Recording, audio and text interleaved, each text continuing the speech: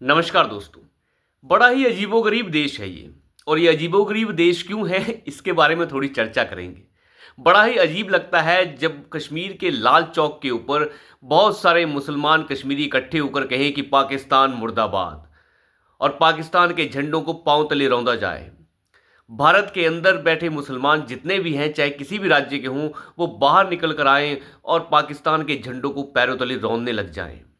उसके ऊपर एक क्रॉस का निशान लगा दें, उसे मुर्दाबाद लिख दें। और साथ ही साथ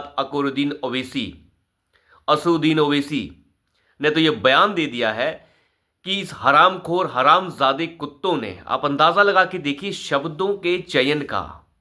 क्या आपने इस देश के मुसलमान के मुंह से कभी यह सुना है, और वो भी इतने बड़े बड़े नेताओं के मुंह से, कि हरामजादों और कुत्तों को वही सजा मिलनी चाहिए जैसा कि उन्होंने हमारे सैलानियों के साथ किया। मजहब पूछ के कैसे हत्या कर दी किसी की, यह कहना है हमारे देश के आजकल के मुस्लिम नेताओं का और मुस्लिम बुद्धिजीवियों का और आम मुसलमान का भी। जब तक बिना मजहब पूछे गोली मारी जा रही थी, तब तक तो कभी इन्होंने नहीं कहा कि हरामजादे कुत्तों ने ऐसा क्यों किया। यह बदला हुआ मिजाज है मुसलमान का इस देश के अंदर। इसके ऊपर मत जाइए, खुश मत होइए कि बदलाव आ गया है। यह बदलाव नहीं है, यह एक ऐसी मानसिकता है जिसे पहचानने की आवश्यकता है। यह मत समझिए कि कश्मीर बदल गया है, कश्मीर के लोग बदल गए हैं। जब लात पेट पे पड़ रही है तो दर्द हो रही है।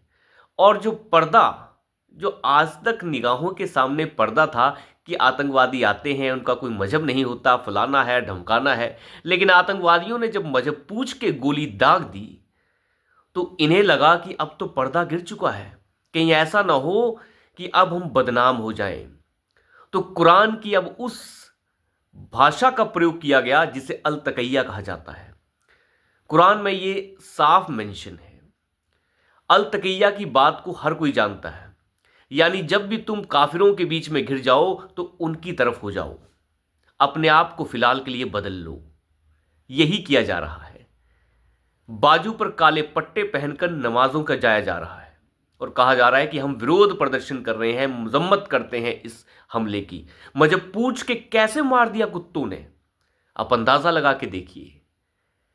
इन चीजों के मायने बहुत बड़े हैं, लेकिन समझने की जरूरत है।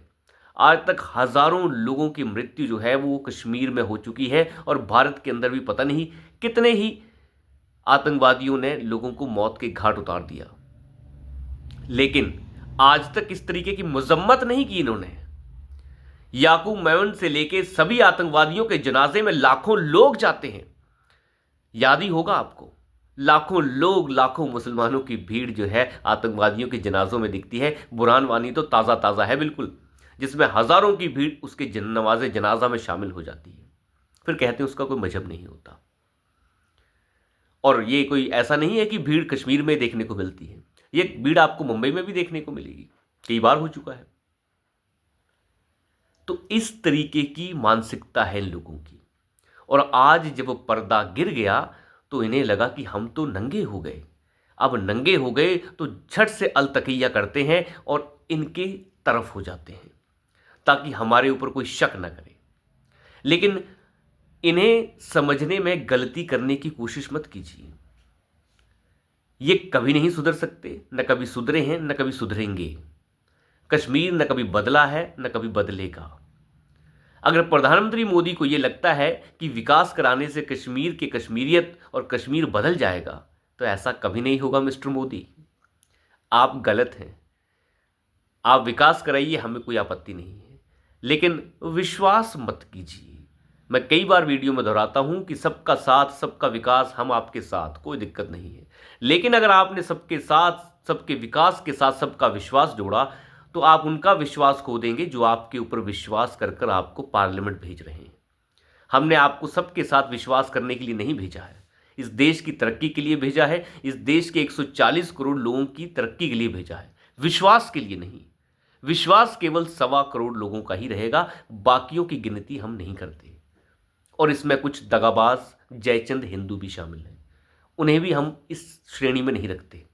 उनका विश्वास जीतने की कोशिश मत कीजिए। 26 हिंदुओं की मृत्यु हो जाती है, एक कठमुल्ला भी मारा जाता है और कहा यह जाता है कि वो तो गन छीनने की कोशिश कर रहा था। किसने बताया ये अमर अब्दुल्ला को कि गन छीनने की कोशिश कर रहा था? क्या वहां पर बैठे लोग जो बच गए, क्या उन्होंने बताया ये? उन्होंने तो ऐसा कुछ नहीं कहा कि वो गन छीनने की कोशिश कर रहा था और बचाने की कोशिश कर रहा था। क्या सपना आया तुम लोगों को? बात यह है कि जैसे तैसे करके अब इतना बड़ा मामला और इसका पर्दा गिर गया है तो इसे ढकने की कोशिश हो रही है। जगह जगह के ऊपर विरोध प्रदर्शन देखने को मिल रहे हैं, हाय हाय हाय हाय हो रही है। लेकिन ये हाय हाय नहीं, ये अलतकैया है, इसके सिवाय कुछ नहीं। जो मारा गया मुस्लिम है वो तो शायद मुखबिर होगा उन लोगों का, वो उन लोगों का ही साथी था, इसीलिए उसे मार दिया गया कि सबूत न रहे। और गृह मंत्रालय से लगभग अब यह साफ हो चुका है, ऑल पार्टी मीटिंग में भी यह साफ हो चुका है। जिस तरीके से Rahul Gandhi all meeting party से पहले, जब ऑल पार्टी मीटिंग हो रही थी उससे पहले सब हल्ला गुल्ला कर रहे थे कि सरकार ने ये नहीं किया, सरकार ने वो नहीं किया, फलाना नहीं किया, ढमकाना नहीं किया, सिक्योरिटी नहीं थी वहां पे, फलाना नहीं था, ये नहीं था, वो नहीं था। ऑल पार्टी मीटिंग के बाद इस राहुल गांधी के तोते क्यों उड़े थे? उस बुढ़े अध्यक्ष का चेहरा क्यों उड़ा हुआ था? वो इसलिए कि सच सामने आ गया। और सच ये है कि जिस जगह पर यह हमला हुआ उस जगह के ऊपर वो एक प्रतिबंधित क्षेत्र था, वहां पर जाने की किसी को इजाजत नहीं थी। जून महीने तक वो केवल अमरनाथ यात्रा के दौरान खोला जाता था और उसी समय उसकी सिक्योरिटी दी जाती थी। वहां पर जाने की किसी को इजाजत नहीं थी, लेकिन फिर भी वहां के लोकल लोगों ने वहां जाने के लिए लोगों को प्रेरित किया और कुछ घोड़े वालों ने उन लोगों को वहां पर ले जाया बिना स्थानीय प्रशासन को खबर दिए बिना।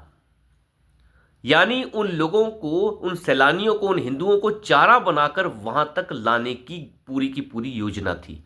जब वो प्रतिबंधित क्षेत्र था तो वहां पर जाने के लिए उन लोगों को क्यों ले जाया गया? खुद तो कोई लोग चले नहीं जाएंगे, वहां के लोकल लोगों का यह काम हुआ और इसके अंदर लोकल लोग शामिल हैं और ऑल पार्टी मीटिंग के बीच में यह बताया गया है होम मिनिस्ट्री द्वारा। उसके बाद से राहुल गांधी के तोते उड़ गए होंगे कि अगर यह खबर बाहर चली गई तो फिर तो सारे के सारे जो समुदाय विशेष के प्यारे प्यारे लोग हैं बदनाम हो जाएंगे। तो इस देश का चाहे विपक्ष हो, चाहे सारी की सारी ये कौम हो, ये सब एक ही थैली के चट्टे बट्टे हैं। इन्हें समझने में गलती करने की कोशिश ना कीजिए कि ये बदल गए हैं। ये बदले नहीं हैं, ये अलतकैया हैं। आजकल बहुत मूल्य सुने होंगे आपने, हमने तो मोदी को वोट दिया जी, हम तो मोदी को वोट दे रहे हैं, हम तो मोदी जी के साथ हैं, हम फलाने हैं, हम ढमकाने हैं। तरह तरह के मुल्ले आपको दिल्ली में मिल जाएंगे। हम तो उनको वोट दे रहे हैं, हम उनके साथ हैं। आज तक क्यों नहीं थे उनके साथ? और तुम उनके साथ हो, इसका सबूत क्या है? जैसे ही चुनाव खत्म हो जाते हैं, वोटिंग हो जाती है, तो तुम उनके साथ हो जाते हो। ये मानसिकता को समझने की कोशिश है। जब लगता है इन लोगों को कि काफिर हावी है तो उसकी तरफ हो जाने में ही फायदा है, और यही असलियत है। इसको समझने की गलती, अगर इसमें कोई गलती करता है तो वो भटक जाएगा। नेहा राठौड़, आपने सुना ही होगा नाम, एक 2 कौड़ी की नचनिया जो प्रधानमंत्री मोदी के लिए कह रही है कि जैसे पुलवामा चुनाव से पहले कराया गया वैसे बिहार चुनाव से पहले ये पहलगाम कराया गया है। ये 2 कौड़ी की नचनिया, इसे ये समझ नहीं है कि बोलते क्या है और बोल क्या रहे हो।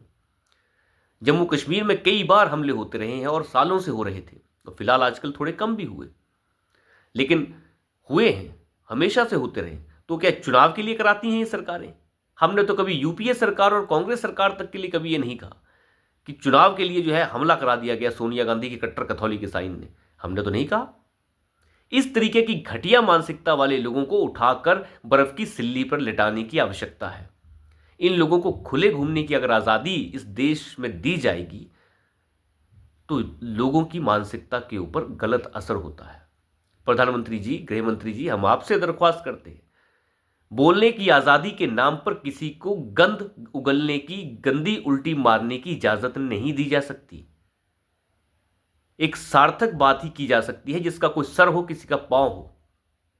अगर वो नचनिया ये बोल रही थे एक पब्लिक प्लेटफॉर्म के ऊपर, यूट्यूब के चैनल के ऊपर, तो उसके पास उसके साक्ष्य होने चाहिए।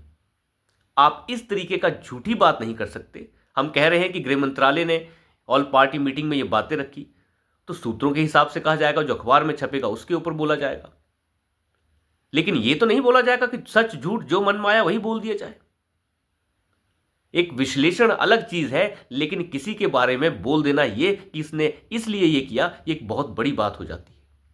और आप देश के बारे में ये बोल रहे, देश के प्रधानमंत्री के बारे में, वो भी इतनी बड़ी बात। क्या सबूत है आपके पास? अगर सबूत नहीं है तो जेल के अंदर चलिए, और ऐसे लोगों के ऊपर सेडेशन के चार्जेस लगाए जाने चाहिए। इन्हें खुला घूमने की इजाजत नहीं दी जा सकती। अगर दी जाएगी तो देश बनाना रिपब्लिक बनने में ज्यादा वक्त नहीं लगता। बोलने की आजादी के नाम पर अगर गंद ही उगलना है तो फिर तो बनाना रिपब्लिक ही बन जाएगा। तो अभी के लिए इतना ही। धन्यवाद।